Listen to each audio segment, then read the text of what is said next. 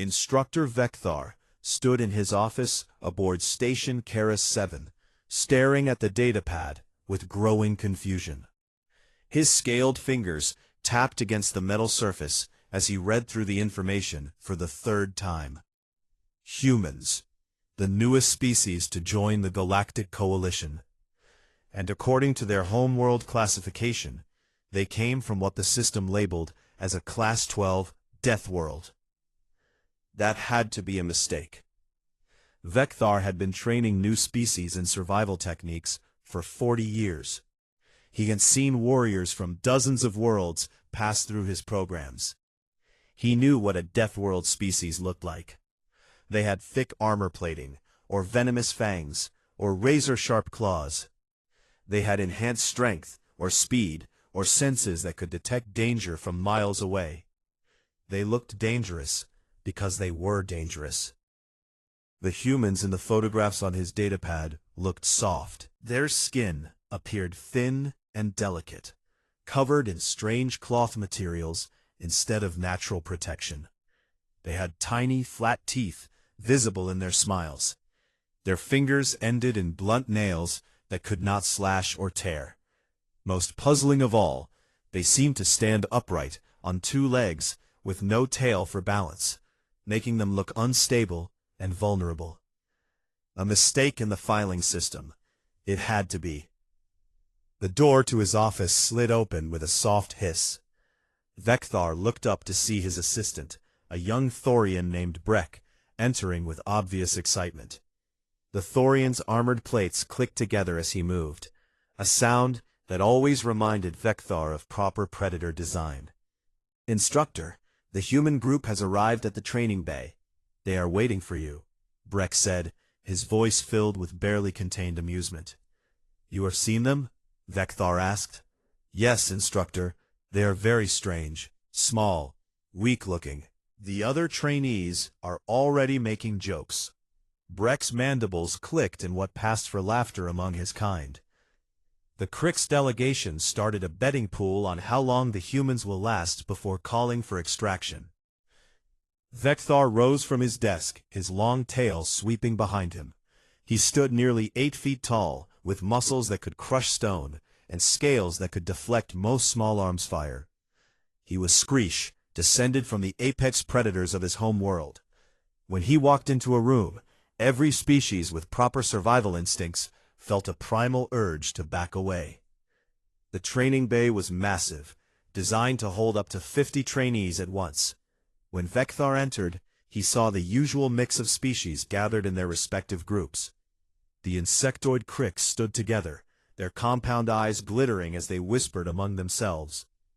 The Thorians were checking their equipment with methodical precision. The Zeltari coiled their serpentine bodies, venom sacs pulsing slowly beneath their scales. And there, standing in a small cluster near the viewport, were the humans. 4 of them. 2 males and 2 females, based on the information he had read. They were even smaller in person than the photographs had suggested. The tallest among them might reach Vecthar's chest if they stretched. They wore simple clothing that offered no protection whatsoever. As Vecthar approached, they turned to face him. Not one of them backed away. That was the first thing that struck him as odd. Every species with functional survival instincts recognized a predator when they saw one.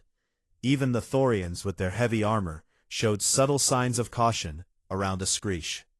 But these humans simply looked at him with what appeared to be curiosity and interest. "Welcome to the Galactic Survival Training Facility," Vecthar said, his voice a deep rumble that he knew other species found intimidating. "I am Instructor Vecthar. I will be responsible for teaching you how to survive in hostile environments." The human male with brown hair stepped forward slightly. "I'm Jack Morrison, sir. This is Lisa Chen, Danny Brooks, and Katie Sullivan. We're excited to be here." Excited. They were excited. Vecthar studied them more carefully. Jack Morrison appeared calm and relaxed, despite being surrounded by species that could kill him in seconds. Lisa Chen was looking around the training bay with bright, interested eyes, as if cataloging everything she saw.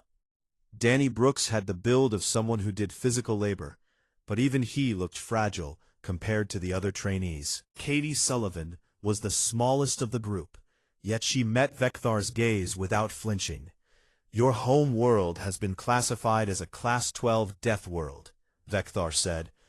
"This is the same classification as my own planet. Yet you appear to lack the natural adaptations that such an environment typically produces. How did your species survive?" The humans looked at each other. Something passed between them, some unspoken communication that Vekthar could not interpret. Then Jack spoke again. "We learned to adapt, sir. We used our minds instead of claws. We built tools instead of growing armor. We worked together, because alone we were weak." Tools, cooperation, these were things that prey species relied on. Yet the classification said, Death World. The contradiction bothered Vekthar more than he wanted to admit. "The training program consists of 5 levels, Vekthar explained, addressing all the trainees now. "Each level takes place on a progressively more dangerous world. You will learn to identify threats, find food and water, build shelter, and defend yourselves against hostile wildlife. Many of you come from worlds with dangerous predators. You know fear. You know caution. These instincts will keep you alive." He paused, his gaze sweeping across the assembled trainees. "The first level will take place on a Class 4 predator world designated Havoc 9. You will be divided into species-specific teams and dropped into separate zones. You will have minimal equipment, a basic survival kit, a communication device for emergencies, and a distress beacon. The exercise lasts 7 days. Your goal is simple: survive." A ripple of nervous energy went through the trainees. The Crick's antenna twitched with agitation. The Zeltari tasted the air with forked tongues, a sign of stress. The Thorians shifted their weight, armor plates grinding together. The humans just nodded. "Havoc 9 contains multiple apex predators," Vekthar continued. "Razor beasts that hunt in packs, spinebacks that can crush bones with their jaws, shadow crawlers that strike from ambush. You will need to use every survival skill you possess." Katie Sullivan raised her hand. Vekthar gestured for her to speak. "Will we be hunting any of the local wildlife, sir? Or is this purely defensive survival?" The question caught Vekthar off guard. "You are concerned about hunting? Well, if we're going to be there for 7 days, fresh meat would be better than rations," Katie said matter-of-factly. "I was just wondering about the local ecosystem and what's safe to eat." Safe to eat? She was asking which of Havoc 9's predators were safe to eat. Vekthar felt something he had not experienced in many years. Uncertainty. These humans did not behave like any species he had trained before. They showed no fear. They asked about hunting instead of hiding. They looked at a survival exercise on a predator world as if it were merely an interesting challenge. "You will receive a full briefing on the local wildlife during transport," Vekthar said. "I suggest you pay close attention. Havoc 9 has ended the careers of many overconfident trainees." "We'll be careful, sir," Jack said, but there was something in his smile that made Vekthar's scales prickle with unease. As the trainees filed out to prepare for departure, Vekthar watched the humans go. They walked with an easy confidence that seemed completely at odds with their fragile appearance. He pulled up the Death World classification on his datapad one more time, studying the details about Earth. Gravity slightly higher than galactic standard. Extreme temperature variations. Aggressive megafauna. Toxic plants. Venomous insects. Bacterial and viral threats. Tectonic instability. Severe weather patterns. And yet humans had no claws, no armor, no venom, no enhanced physical capabilities at all. Vekthar made a decision. He would monitor the human team very closely during the Havoc 9 exercise. He would keep extraction teams on standby. These soft, strange creatures would need help, and probably quickly. He just hoped they would have the sense to call for help before they got themselves killed. What Vecthar did not know, could not know, was that he had made a fundamental error in judgment. He had looked at humans and seen prey. He had looked at their lack of natural weapons and assumed weakness. He had not yet learned the most important truth about humans. They did not fear predators because on their world, they had been the ones doing the hunting. The dropship descended through the thick atmosphere of Havoc 9, carrying its cargo of nervous trainees toward the jungle below. Vecthar watched from the observation deck of the orbital station, multiple screens showing different views from the cameras attached to each team. He had run this exercise hundreds of times. He knew what to expect. The Thorian team touched down first in the northern sector. Within minutes, they had formed a defensive circle and begun setting up sensor equipment to detect approaching predators. Efficient, professional, exactly what Vecthar had trained them to do. The insectoid team immediately started spraying pheromone markers to establish a territory boundary, a natural behavior for their species that worked well in survival situations. The Zeltari team settled into the western wetlands, their heat-sensing pits already scanning for threats in the murky water. Then the human team landed in the southern forest. Vecthar leaned forward, watching carefully. This was when most soft-bodied species showed their first signs of panic.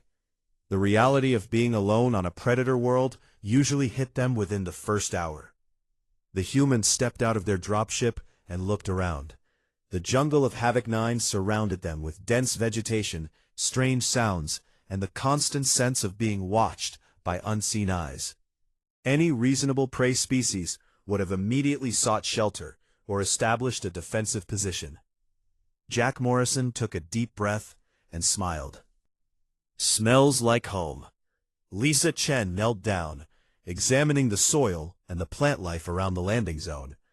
Interesting ecosystem. Higher oxygen content than Earth, but similar enough. These ferns are huge. "Temperature is comfortable," Danny Brooks said, checking the small device on his wrist. "About 75 degrees, high humidity. We should be careful about water intake and watch for signs of heat stress." Katie Sullivan was already walking the perimeter, not in fear, but with the purposeful stride of someone surveying property. "Ground is soft here. We can dig if we need to. Those trees look climbable. Good sightlines to the east." Vecthar's tail twitched in confusion. They were analyzing the environment like scientists, not cowering like prey. "Okay," Jack said, gathering the team together. "First priority is water. Second is shelter. Third is food. We have 7 days, so let's not rush anything. Danny, you and I will scout for water sources. Lisa, Katie, start working on a shelter. Stay within sight of each other." They split up and went to work. Vecthar switched his attention between cameras, watching all the teams simultaneously. The Thorians were still fortifying their position. The Kricks were huddled together, several of them standing guard while others rested. The Zeltari had found a cave and were checking it for existing predators before moving in. The humans were walking deeper into the jungle. Jack and Danny moved through the dense vegetation with surprising ease. They did not crash through the undergrowth like the Thorians would, nor did they avoid every shadow like the Kricks. They simply walked, occasionally stopping to examine a plant or listen to the sounds of the forest. "Stream is about 200 meters that direction," Danny said, pointing. "I can hear it." They found the water source quickly. It was a clear stream running over smooth rocks, looking deceptively peaceful. Jack knelt down and examined the water carefully, then looked at the banks and the vegetation around it. "Animal tracks here," Jack said, pointing to marks in the soft mud. "Big ones. This is a watering hole. Things will come here to drink." "Good hunting spot then," Danny replied. Vecthar felt his scales prickle again. Good hunting spot. They were not worried about becoming prey at the watering hole. They were already thinking about hunting. Meanwhile, Lisa and Katie were building a shelter near the landing zone. But it was unlike any survival shelter Vecthar had seen before. They were weaving branches together in a complex pattern, creating not just a simple lean-to, but something with multiple layers and what appeared to be a carefully designed entrance. "Katie, what are you building?" Vecthar muttered to himself, watching through the drone camera. As if hearing him, Katie stepped back to examine her work. "It is a shelter," she said to Lisa, "but if something tries to come in during the night, these branches will make noise. And if we need to, we can collapse the entrance from inside. It becomes a trap." A trap. They were building a shelter that could function as a trap. The first day passed. The Thorian team had established a secure camp, but had not ventured far from their landing zone. The Krix had sent out scouts, but recalled them quickly when one spotted a shadow crawler in the distance. The Zeltari were safely hidden in their cave, emerging only briefly to gather food. The humans had mapped a full kilometer around their camp, identified 3 water sources, cataloged 17 different plant species, and built what Vecthar could only describe as a fortified base camp. As the sun set on Havoc 9, the jungle came alive with the sounds of nocturnal predators. Vecthar settled in to monitor the night shift. This was when most trainees called for extraction. Darkness brought fear, and fear brought mistakes. The Thorians activated their perimeter lights, creating a bright circle that would keep most predators away, but also announce their location to everything in the jungle. The Krix huddled together in their pheromone-marked territory, relying on their chemical boundaries to keep threats away. The Zeltari sealed themselves in their cave with a boulder across the entrance. The humans built a fire. Vecthar stared at the screen in disbelief. They had built a fire out in the open, flames reaching high into the night air. Every predator in the region would see it. What were they thinking? Then he noticed something else. The humans were not huddled around the fire for protection. They were sitting around it, relaxed, eating what appeared to be cooked fish from the stream. They were talking and even laughing. "Fire keeps most animals away," Lisa was saying. "But it also helps us see them coming. And cooked food is safer to eat. Plus, it is comforting," Jack added. "Fire is a human thing, makes any place feel a little bit like home." They took turns keeping watch, 2 sleeping while 2 stayed awake. But even those on watch did not seem particularly nervous.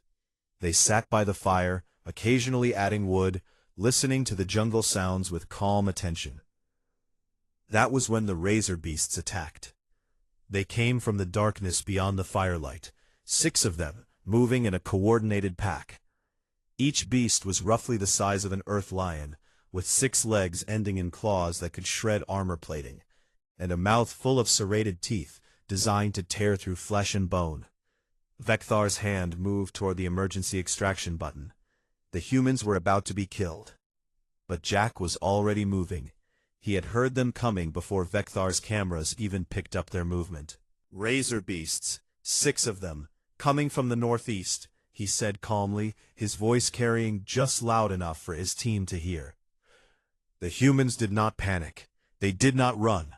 They moved into a formation that looked practiced and natural, each person grabbing weapons they had prepared earlier. Sharpened spears, wooden clubs, a sling made from plant fibers.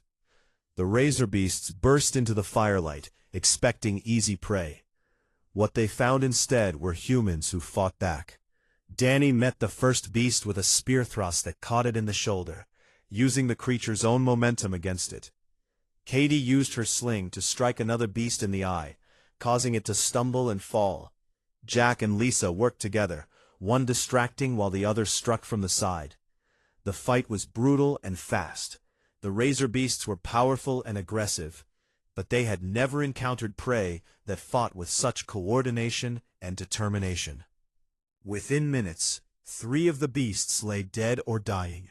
2 more were wounded and retreating. The pack leader hesitated, confused by this turn of events, then turned and fled into the darkness. The humans stood in the firelight, breathing hard but victorious. Vecthar sat in stunned silence, staring at the screens. The humans had just defeated a pack of razor beasts, creatures that had terrorized countless trainees, predators that usually required a full-armed team to handle safely. And the humans had killed them with sticks and stones. "Everyone okay?" Jack asked, checking his team for injuries. "I am fine," Lisa said. "Got a scratch on my arm, nothing serious." "Katie?" Danny asked. "Good, that was exciting." Katie was already examining one of the dead razor beasts. "We should process these. The meat is probably edible, and the hide could be useful. These claws would make good knife blades." They were going to eat the razor beasts and make tools from their remains. Vecthar watched as the humans efficiently butchered the creatures, saving the meat, hide, bones, and claws. They worked with practiced movements, clearly familiar with this kind of task. By the time they were done, they had tripled their supply of tools and weapons, and had enough meat to last several days. As the humans settled back around their fire, cooking strips of razor beast meat on sticks, Vecthar finally allowed himself to lean back in his chair. He pulled up the Earth classification file again, Class 12 Death World. He had thought it was a mistake. Now, he was beginning to wonder if the classification was not strong enough. These were not prey animals learning to survive. These were something else entirely, something the galaxy had not encountered before. And Vecthar was starting to realize that he might have made a terrible error in judgment. 3 days had passed since the razor beast attack, and Vecthar found himself spending almost all his time watching the human team. The other instructors had noticed. "You are obsessing over them," said Instructor Krell, a fellow Screesh who taught advanced combat techniques. She had stopped by Vecthar's observation post to check on the exercise progress. "They are not behaving normally," Vecthar replied, not taking his eyes off the screens. "No species behaves normally on Havoc 9, Krell said with amusement. "That is the point of the exercise." "Watch," Vecthar said, gesturing to the screen showing the human team. Jack and Danny were tracking something through the jungle. They had been following the same trail for 6 hours, moving at a steady, relentless pace. They did not run. They just kept moving forward, step after step, never stopping for more than a few minutes at a time. "What are they hunting?" Krell asked. "A dreadstalker." Krell's scales went rigid. "You released a dreadstalker into a training exercise?" "I did not release it," Vecthar said defensively. "It wandered into the southern sector 2 days ago. I was going to redirect it, but then I saw what the humans did." On screen, Jack knelt down to examine a broken branch. "It is getting tired," he said to Danny. "The tracks are getting sloppy. It stopped here to rest." "How much longer do you think?" Danny asked. "Maybe 6 more hours. We have been pushing it for 2 days now. Even a dreadstalker has limits."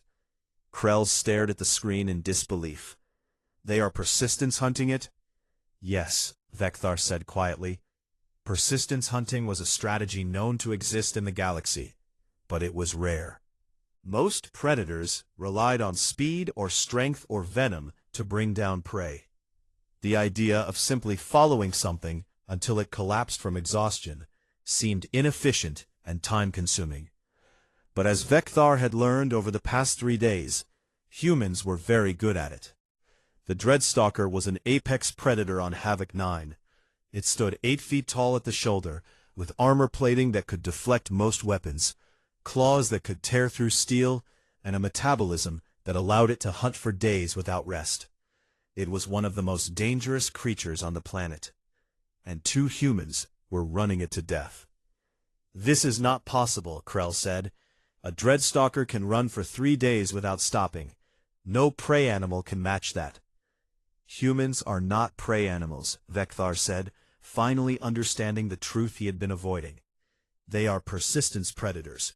On their world they hunted by following their prey until the prey collapsed from exhaustion." They evolved to be the most efficient endurance runners in their ecosystem.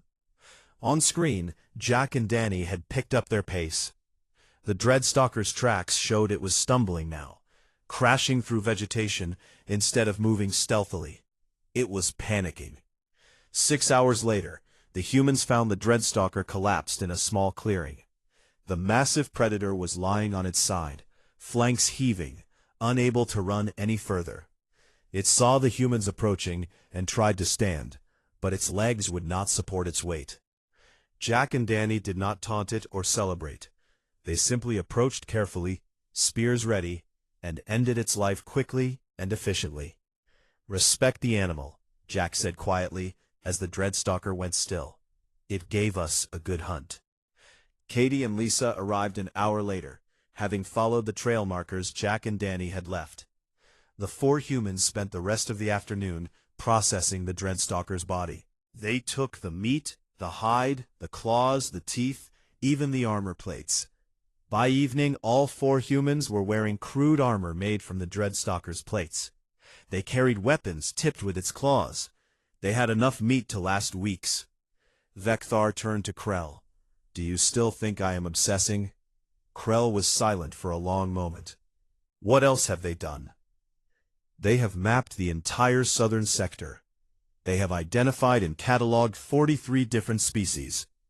They have built 3 separate camps connected by marked trails.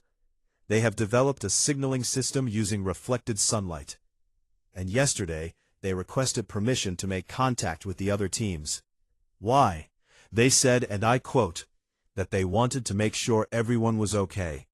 Krell's tail swished in agitation. "These are not the behaviors of a species that needs survival training." "No," Vecthar agreed. "These are the behaviors of a species that evolved surviving in conditions that would kill most of the galaxy." A priority alert flashed on one of Vecthar's screens. It was from the Krix team sector. "Medical emergency." Vecthar pulled up the camera feed and felt his blood go cold. A mega-predator, something that should not have been in the training sector at all, had attacked the Krix camp. 2 of the insectoid trainees were down, injured badly.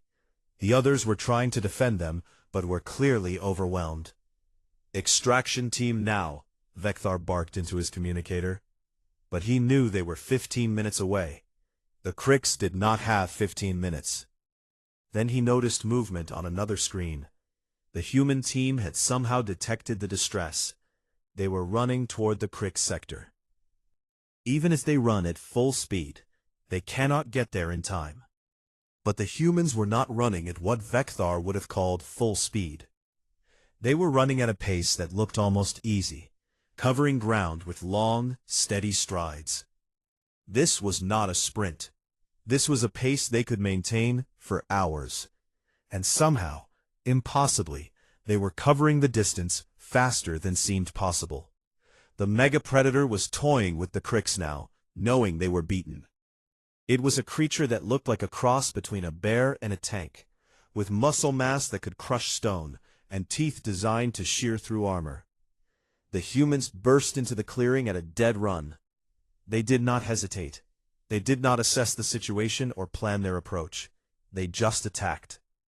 Danny threw his spear with enough force to actually penetrate the mega-predator's thick hide. The creature roared and spun to face this new threat. Lisa and Katie came in from the sides, stabbing with their clawed weapons, aiming for joints and soft spots. Jack circled around, looking for an opening. The fight was nothing like the Razor Beast battle. This creature was stronger, tougher, and more dangerous than anything the humans had faced before. It caught Danny with a glancing blow that sent him flying into a tree. It nearly crushed Katie under its massive paw. But the humans did not stop. Every time one of them was knocked down, they got back up. Every time the creature focused on one human, the others attacked from a different angle. They were not trying to kill it quickly. They were wearing it down, exhausting it, using the same strategy they had used on the Dreadstalker. And it was working. The mega-predator, confused and frustrated by prey that would not die or run away, finally decided these strange creatures were not worth the effort. It turned and lumbered away into the jungle, leaving the humans bloodied but victorious. Jack immediately ran to the injured Cricks. "We need medical supplies. Danny, get the emergency kit from our camp. Lisa, help me stabilize them." The humans worked quickly, using their own medical supplies to treat the wounded Cricks. They splinted broken limbs, treated wounds, and spoke in calm, reassuring voices to the terrified insectoids. When the extraction team arrived, they found the humans had already done most of the emergency medical work. The Cricks team was traumatized, but stable. "Why did you come?" one of the Cricks asked Jack, its voice weak. "We mocked you. We bet on your failure. Why risk yourselves for us?" Jack looked surprised by the question. "Because you needed help. That is enough reason." Vecthar watched all of this from his observation post. Krell had gone silent beside him, her earlier amusement completely gone. "They violated protocol by leaving their sector," Vecthar said quietly. "I should reprimand them." "Will you?" Krell asked. Vecthar thought about it. He thought about everything he had seen over the past 3 days. The humans hunting a dreadstalker to exhaustion. The humans fighting off a mega-predator to save strangers who had insulted them. The humans treating wounds and offering comfort without hesitation. "No," he said finally, "I will not." Because he was beginning to understand something that both frightened and amazed him. Humans did not just survive hostile environments, they thrived in them. They did not just defend against predators, they hunted them. And most importantly, they did not just look after themselves. They protected others, even at great personal risk. On Earth, these traits had allowed humans to become the dominant species on a death world. What would these traits allow them to do among the stars? Vecthar was very much afraid he was about to find out. The emergency meeting of the senior instructors was held in the main conference room of Station Terrace 7. Vecthar had been summoned along with 5 other senior staff members. The atmosphere was tense. Instructor Krell was there, along with Instructor Yar, a massive Thorian who specialized in defensive tactics. Instructor Sith, a Zeltari expert in stealth and ambush techniques, coiled in one corner. The head administrator, an elderly Quelon named Tor, sat at the head of the table, his 4 eyes blinking in sequence as he reviewed the data. "Explain to me," Tor said slowly, "why a training exercise has turned into what appears to be a documentary about apex predators." Vecthar had spent the previous night compiling all the footage from the human team. Now they were all staring at him as if he had somehow created this situation. "The humans are not performing like any species we have trained before," Vecthar began. "That much is obvious," Yar rumbled. "They killed a dreadstalker, with spears made from wood and stone.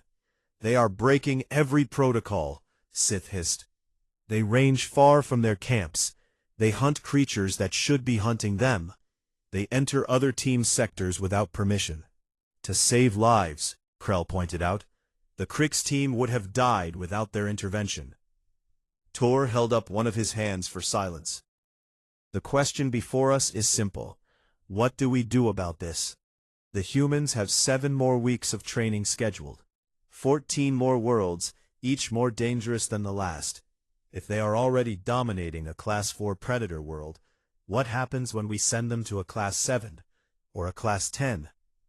"We could end their training early," Sith suggested. "Declare them qualified, and send them back to their fleet."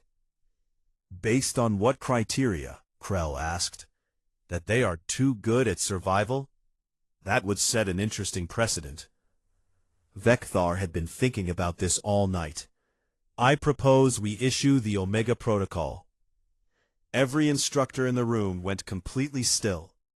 Even Tor's constant eye blinking stopped. "The Omega Protocol," Tor said slowly, "is reserved for the most elite military units in the galaxy. It is not a training exercise. It is a test that has killed experienced Special Forces soldiers. Exactly, Vecthar said. We need to see the humans' true limits. We need to know what they are capable of when pushed to their absolute maximum. And we need to do it in a controlled environment before they encounter something truly deadly in the field. Yar leaned forward. If we issue the Omega Protocol and the humans fail, they could die. All 4 of them. Are you prepared to explain to the Galactic Coalition why their newest member species lost their entire training group? I am more concerned about what happens if we do not test them properly, Vecthar replied. What if we send them out believing they are prepared, and they take risks based on false confidence? Better to find their limits now. Tor considered this for a long moment. His eyes blinked in sequence again, a sign he was thinking deeply. Finally he spoke. Very well, we will issue the Omega Protocol, but we will take precautions. Full medical teams on standby, extraction ships ready at all times. And we will clear all other trainees from the test zone. I will not risk anyone else's life because of our curiosity. 2 days later, Vecthar informed the human team of the change in plans. You have completed the Class 4 World Assessment ahead of schedule, he told them. You have also demonstrated capabilities beyond what we expected. Therefore, we are advancing you to a special assessment. Jack, Lisa, Danny, and Katie stood in the briefing room, wearing their armor made from Dreadstalker plates. They looked more like warriors than trainees. What kind of special assessment? Jack asked. Vecthar activated the holographic display. It showed a planet with volcanic highlands, active lava flows, and toxic gas vents. This is designation Omega Prime. It is used to test elite military units. You will need to cross the volcanic highlands and reach the extraction point on the other side. Distance, 50 kilometers. Time limit, 72 hours. That doesn't sound too difficult, Danny said. I have not finished, Vecthar replied. The highlands are home to an apex predator called a thunderwing. It is a flying creature approximately the size of your dropship. It breathes plasma heated to over 2,000 degrees. It can fly at speeds exceeding 200 kilometers per hour. And it will be hunting you. Lisa's eyes widened slightly. Katie's hand moved to the weapon at her side. Danny and Jack exchanged glances. Has anyone ever completed this test? Jack asked. Yes, Vecthar said. Elite Screech Special Forces teams have completed it. But they were squads of 12 highly trained soldiers with advanced equipment. You are 4 trainees with improvised weapons. So you are trying to kill us, Katie said bluntly. Vecthar met her gaze. I am trying to find your limits. There is a difference. You can refuse this assessment. No one would blame you. The humans huddled together, speaking in low voices. Vecthar could not hear what they were saying, but he could see their body language. They were not afraid. They were planning. After a minute, Jack turned back to Vecthar. We will do it, but we have a request. What is it? We want to study the Thunderwing first. Can we see footage of previous tests? Vecthar had not expected that. Most species wanted to know about the terrain or the equipment they would have. The humans wanted to study their predator. He showed them 6 hours of footage from previous Omega Protocol tests. The humans watched in silence, occasionally pausing the video to discuss something. They took notes. They asked questions about the Thunderwing's flight patterns, its metabolism, its hunting behavior. It is burning a tremendous amount of energy, Lisa said. Flying that fast while generating plasma means it has to eat constantly. That is not sustainable for a long hunt. It ambushes prey from above, Katie observed. Uses the sun to blind them. It is smart. Look at how it lands, Danny pointed at the screen. It needs a clear area. It cannot land in rough terrain, or it risks damaging its wings. Jack was making notes on a datapad. We can use this. The dropship took them to the edge of the volcanic highlands the next day. Vecthar watched from the orbital station, along with every instructor who could find a reason to be in the observation room. Even Tor had come to watch. The humans stepped out onto the black volcanic rock. In the distance, lava flows glowed red against the dark stone. Toxic gas vents hissed and steamed. The air shimmered with heat. And somewhere above them, the Thunderwing was already circling. "It has spotted them," Krell said, pointing at the screen showing the aerial view. The Thunderwing was magnificent and terrifying. Its wingspan was over 30 meters. Its scales gleamed like polished metal. As it opened its mouth, plasma flickered between its teeth, hot enough to melt stone. The humans did not run or hide. They spread out, making themselves visible, and started walking toward their objective. They are making themselves targets. But Vecthar was beginning to understand. They are making it chase them. They want it to attack. The Thunderwing dove.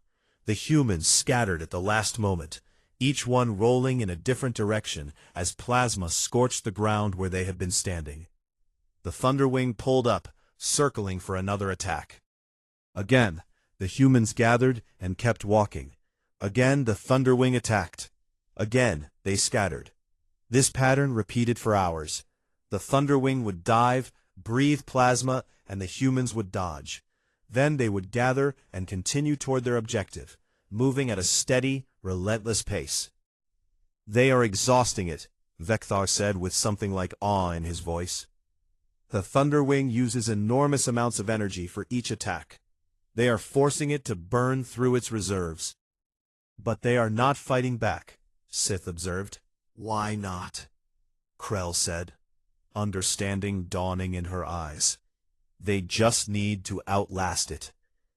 The Thunderwing made 17 attack runs over the course of 12 hours. Each time it came closer to hitting the humans. Each time they somehow dodged at the last possible moment. And each time the Thunderwing's movements became slightly slower, slightly less precise. On the 18th attack run, the Thunderwing's plasma breath was noticeably weaker. It had burned through too much energy. It needed to land and rest. But the humans had been careful about their route. They had led the Thunderwing over terrain with no good landing sites. Only rough volcanic rock, sharp formations, and unstable ground. The Thunderwings circled lower, desperately looking for a place to land. Its wings were trembling with exhaustion. That was when the humans made their move. They had been carrying pieces of volcanic rock for the past 6 hours, hiding them in their packs. Now they started throwing them. Not at the Thunderwing's body, which was too heavily armored. At its wings. The delicate membrane of the Thunderwing's left wing tore. The creature screamed and started to fall. It managed to land, barely, in a rough clearing. But it was off balance, wounded, and exhausted. The humans approached carefully. The Thunderwing tried to breathe plasma at them, but only a weak flicker emerged. It tried to take off, but its damaged wing could not support its weight. Katie moved in with her spear. Not to kill, Vecthar realized. To finish what they had started. She struck the other wing, tearing the membrane further. Now the Thunderwing could not fly at all. "They are not killing it," Tor said, confused. "No," Vecthar replied. "They are neutralizing it. They do not need to kill it. They just need to make sure it cannot hunt them anymore." The humans left the wounded Thunderwing on the ground and continued toward their extraction point. They reached it 36 hours ahead of schedule. When the extraction ship arrived, all 4 humans were tired but uninjured. They climbed aboard, sat down, and Jack looked directly at the camera drone that had been following them. "That was a good test, sir," he said. "But next time, maybe something more challenging?" In the observation room, every instructor was silent. They had just watched 4 humans defeat a creature that elite special forces teams struggled against. And the humans wanted something more challenging. "I believe we need to completely reconsider our assessment of this species." Vecthar could only nod, still staring at the screen, where the Thunderwing was recovering, alive, but defeated. For the first time in 40 years of teaching survival techniques, Vecthar truly understood what it meant to be a predator species. And he was looking at 4 examples of the best predators the galaxy had ever seen. Vecthar sat alone in his office, preparing the report that would be sent to the Galactic Coalition Council. It was 3 days after the Omega Protocol test, and he had spent every moment of those 3 days reviewing footage, analyzing data, and trying to understand what he had witnessed. The door chimed. Without looking up, Vecthar said, "Enter." Jack Morrison walked in, still wearing pieces of his improvised armor. Behind him came Lisa, Danny, and Katie. They looked relaxed and comfortable, as if visiting a teacher's office was the most natural thing in the galaxy. "We heard you are writing a report about us," Jack said. "We wanted to make sure you had all the information you needed." Vecthar gestured to the chairs across from his desk. The humans sat down, and for a moment, the Screech Instructor just studied them. They looked so ordinary, so fragile. How had he been so blind? "Tell me about Earth," Vecthar said finally. "Tell me the truth about your world." Lisa spoke first. "Earth is classified as a Class 12 death world because almost everything on it is trying to kill you. We have predators on land, in the sea, and in the air. We have plants that are poisonous, insects that carry diseases, weather that can freeze you or boil you, earthquakes, volcanoes, hurricanes, tornadoes. And yet you survived," Vecthar said. "We did more than survive," Danny replied. "We dominated. Humans spread to every continent, every climate zone, every environment on Earth. From frozen tundra to burning deserts, from sea level to mountain peaks. We adapted to all of it." "How?" Vecthar asked, though he was beginning to understand. Katie leaned forward. "We used our minds. We made tools. We learned to work together. A single human is weak compared to most predators on Earth. But humans in groups are the most dangerous thing our planet ever produced." "You are persistent predators," Vecthar said. Jack nodded. "Our ancestors hunted by following prey until it collapsed from exhaustion. We can run longer than almost any animal on Earth. We sweat to cool down, which means we can keep going when other animals have to stop. We can track prey for days. We never give up." "But it is more than just endurance," Lisa added. "Humans are pattern recognition machines. We see a trail and we can reconstruct what made it, where it was going, how long ago it passed. We observe behavior and predict what will happen next. It is how we survived against animals bigger and stronger than us." Vecthar thought about the Thunderwing, how the humans had studied its behavior and exploited its weaknesses, how they had turned a nearly impossible challenge into a test of patience and observation. "There is something else," Vecthar said. "You saved the Crix team. You risked your lives for strangers who had insulted you. Why?" The 4 humans looked at each other with those same unspoken communications that Vecthar had noticed from the beginning. "On Earth, humans survived by forming groups," Jack said. "Families, tribes, communities. We protected each other because alone, we were vulnerable. That instinct is still part of us. When we see someone in danger, we help. It is not a conscious choice. It is just what humans do." "Even when it is not logical?" Vecthar asked. "Even when it risks your own survival?" "Especially then," Katie said simply. "What is the point of surviving if you have to become something you hate to do it?" Vecthar was quiet for a long moment. Then he asked the question that had been bothering him since the Omega Protocol test. "When you asked for something more challenging, were you serious?" Danny grinned. "The Thunderwing was impressive. But once we figured out its hunting pattern, it became predictable. We like challenges that make us think, that push us to adapt." "You do understand," Vecthar said slowly, "that most species in the galaxy would consider what you just did to be insane. You hunted a Thunderwing for sport." "We did not hunt it for sport," Lisa corrected. "We hunted it because it was hunting us. That is different." We do not kill for pleasure. We kill to survive or to protect others. Vecthar turned his datapad so the humans could see it. On screen was the beginning of his report. I need to classify your species for the Coalition's records, to determine what kind of training and assignments you should receive. What would you call yourselves? The humans considered this carefully. We are survivors, Jack said, but that is not quite right. We are explorers, Lisa offered. We like to see new places, learn new things. We are protectors, Katie added. We stand between danger and those who need help. We are all of those things, Danny concluded. But most of all, we are human. And being human means we do not give up. We do not back down. We do not leave anyone behind. Vecthar made his decision. He typed into his report: species classification, apex persistence predator, threat level variable depending on context, recommended role, elite survival and rescue operations.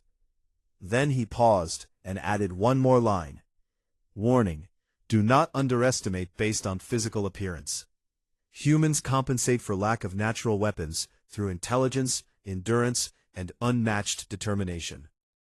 3 days later, Vecthar stood before the Coalition Council, presenting his findings via holographic link. The council chamber was vast, with representatives from dozens of species listening to his report. The human training assessment has revealed several critical facts about this species. Vecthar began. First, they are persistence predators who evolved on a Class 12 death world by developing unmatched endurance and pattern recognition abilities. Second, they possess an instinctive drive to protect others, even at personal risk. Third, they adapt to new challenges with remarkable speed. He brought up footage from Havoc 9, showing the humans hunting the Dreadstalker. Gasps and clicks of surprise came from the council members. Fourth, they are capable of defeating apex predators for strategy and patience rather than direct confrontation. The Omega Protocol footage appeared, showing the Thunderwing's defeat. More shocked reactions. Finally, and most importantly, humans do not fear predators because on their world, they were the ultimate predator. They hunted everything. They ate everything. They dominated their entire planet. Counselor Vex, a Thorian representative, spoke up. Are you suggesting these humans are dangerous to the Coalition? No, Vecthar said firmly. I am suggesting they are the most valuable survival specialists the galaxy has ever seen. They can go places we cannot go, survive conditions we cannot survive, rescue people we cannot rescue. But they must be understood and respected for what they are. And what are they? Asked Counselor Shen, a Quellan elder. Vecthar thought about everything he had seen.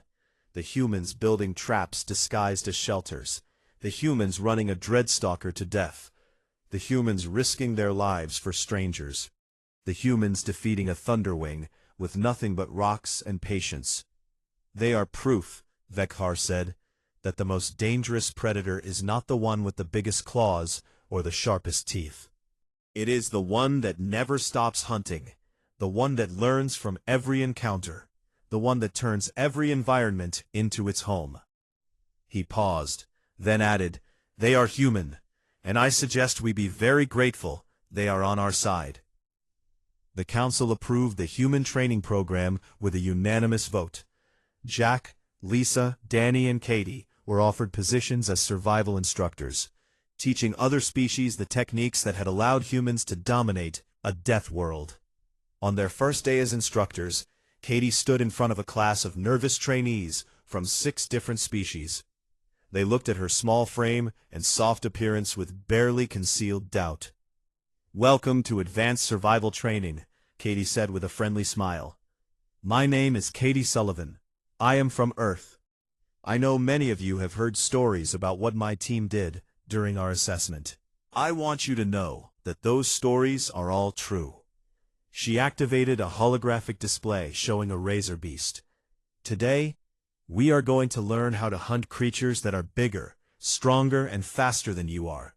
We will start with basic tracking techniques and work our way up to persistence hunting strategies. A Crix trainee raised one of its legs nervously. Instructor, is it true that humans hunted animals to extinction on their planet? Katie's smile never wavered. Yes. When we wanted something, we hunted it until there was nothing left to hunt. We nearly destroyed our own world because we were so good at hunting. That is why we are very careful now about what we hunt and why. She'll let that sink in for a moment. Every trainee in the room was staring at her with new respect and a healthy amount of fear. But that is also why we are the best teachers you could have, Katie continued. We understand predators because we were predators. We understand survival because we survived the most dangerous world in known space. And we understand teamwork because alone we would have gone extinct. She pulled up an image of Earth, that blue and green marble that looked so peaceful from space. By the time we finish this course, you will understand how to survive anywhere. You will know how to hunt anything. You will learn to work as a team in ways you never thought possible.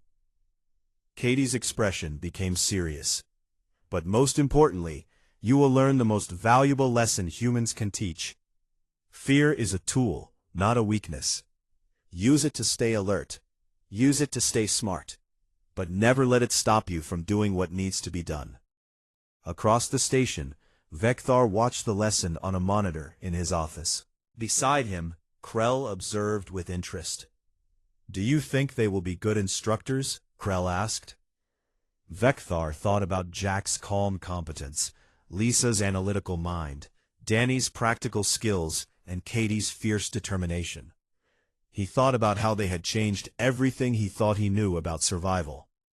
They will be the best instructors this facility has ever seen, Vecthar said, because they do not teach survival as a defensive skill. They teach it as a way of life. They teach it the way they lived it on Earth. He pulled up the final line he had added to his report, the one that had caused the most discussion among the council members. Recommendation: when establishing first contact with unknown species, consider deploying human specialists. If the environment can kill humans, it can kill anything. If humans can survive it, we can establish a presence. Humans are not just survivors. They are the galaxy's ultimate test for whether a world is truly habitable. Krell read the line and let out a hissing laugh. You have changed your assessment of them significantly. I was wrong about humans, Vecthar admitted. I looked at them and saw prey. I should have looked at their planet and asked myself what kind of species could dominate a Class 12 death world. The answer was obvious. A species that fears no predators because they hunted all of theirs to submission. On the monitor, Katie was demonstrating a tracking technique. The trainees watched with complete attention, no longer doubting the small human instructor. They will change the coalition, Krell observed. Having humans among us will change everything. Yes, Vecthar agreed, and that is exactly what we need. He thought about the Omega Protocol test, about the Thunderwing that had never been defeated before, about 4 humans who had looked at an impossible challenge and simply refused to quit. Vecthar had trained warriors from across the galaxy. He had seen the best and the bravest, but he had never seen anything like humans. And he had learned the most important lesson of his 40-year career, too late to matter for his own assessment, but in time to matter for everyone else. When you meet a species that evolved on a death world, do not look at their lack of claws or armor or venom.